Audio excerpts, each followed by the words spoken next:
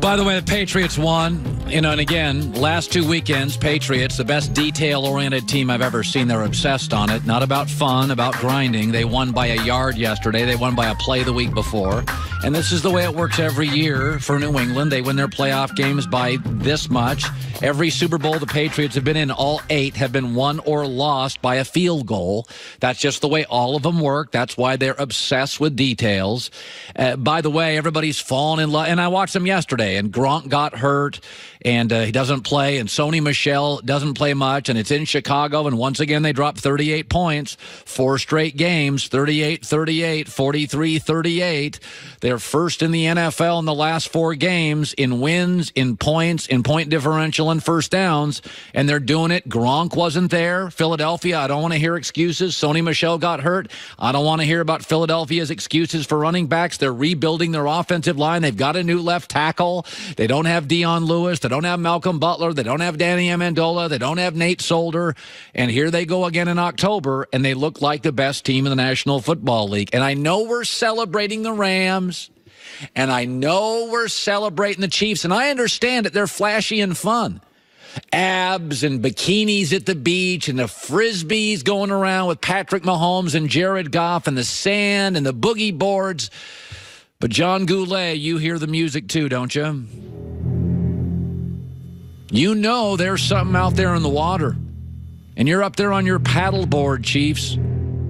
You're out there on your surfboard, Rams. Beach volleyball, good times. You know who's under that water. It's Tom Brady, and that fin's got a 12 on it. Yeah. I mean, here we go again. We're falling in love with all these teams on the surface and their points and their Bomberooskies. And I'm watching New England yesterday. I watched them. By the way, they got another loss in them. I'm going to predict now 12-4 or 13-3. They're going to get a bye. Unlike the Chiefs, who have a real team in their division, the Chargers are a real football team. Get ready to play in Foxborough in January, which, by the way, Foxborough in the playoffs, Tom Brady is 19-3. And the only team that's given him struggles, the Baltimore Ravens, not the Kansas City Chiefs. So you can blow me away with all this beach volleyball and the abs and the bikinis and the Bud Light and the beers. But underneath the water, you see that fin out there. That's got 12 on it. And you know what they do. You're kicking your feet up there, celebrating, spiking the football, and that shark under the water, it sees you, and it's circling. Beware. You're going to need a bigger boat. Joy Taylor with the news. No. Heard on the news. This is the Herd Line News. Out on sharks, Colin. You love sharks? I'm out on sharks. Oh, you lived in Miami for years, so you've seen a few. I haven't been in the water here since I've been to California. Yeah. Nothing more than my toes. Okay. Because unlike the Miami water that's like warm and tropical, this just looks like there's sharks in it. So LeBron debuted in LA Friday night. We were there. It was a great scene, but things got a little heated in the fourth quarter. Brandon Ingram shoved James Harden after being called for a foul, and Chris Paul and Rajon Rondo got in each other's faces, and some spit was released. Yeah, shared. And some punches were thrown, and LeBron got in the middle of it to break up his banana boat friends and his new teammates. And after the game, LeBron wouldn't say too much about the fight. Didn't see anything. I didn't say nothing to my team after the game. Just try to calm things down, that's all. Play basketball. We was right there. It was a one-point game, and we had opportunities to win the game. Coach said what he had to say. Come in tomorrow, get better. Everyone's focusing on the suspensions and the fact that the fight happened at all, but the real story, I think, is how LeBron reacted to this fight. He didn't get involved. No. He got Chris involved Paul. in the wrong way. You can't have Rondo and Lance Stevenson and JaVale McGee and try and build this whole team around grit and toughness, and then when a fight breaks out, you go with your banana boat friend on the other side of the court. Now, there's nothing wrong. We all know that LeBron is not a confrontational guy. So there's nothing wrong with, pushing somebody out of the fight. But you can't walk with. I mean, look at him. He's walking with his arm around him to the middle of the court. Like, I honestly think that's going to be a problem.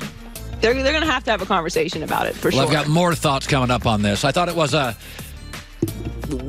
We'll get to it. Yes, I'll get to it. But the NBA suspended Brandon Ingram for 4 games. Rondo got 3 games, and Chris Paul got 2 games, all without pay.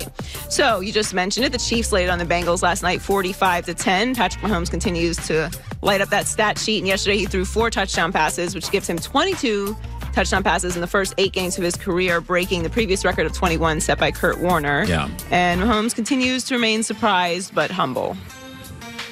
You think you're going to have success, but I mean, I didn't expect just this much. But at the same time, I mean, I knew with the weapons that we had, and I knew if I just ran and did what Coach Reed wanted me to do, that it was a chance that we could be really, really good. We literally have fun every single day. I mean, we love coming to work, I guess you would say, and getting to just play this game that we've loved since we were little kids and win a lot of football games.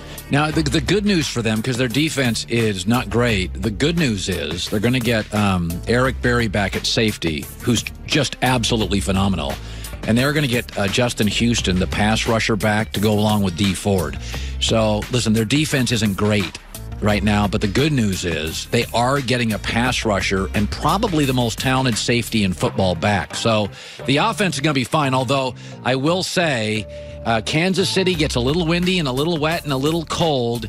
It's not going to always be. I mean, right now, so far, outside of that Jacksonville game, it's been a lot of sunshine and a lot of good weather. It'll be a real test post-Thanksgiving because this is a vertical, high-flying offense, and New England beat it by 4 yards at a pop. So I think they have some challenges going forward, but they're fun to watch. They are. Their running game is legitimate too, though. And their upcoming schedule, they have the Broncos at home, then they're at the Browns, then they have the Cardinals, the Rams Monday night game, then they have the Raiders. They have a bye, then the Raiders. So, they have a favorable schedule coming up as well. Finally, speaking of the Browns,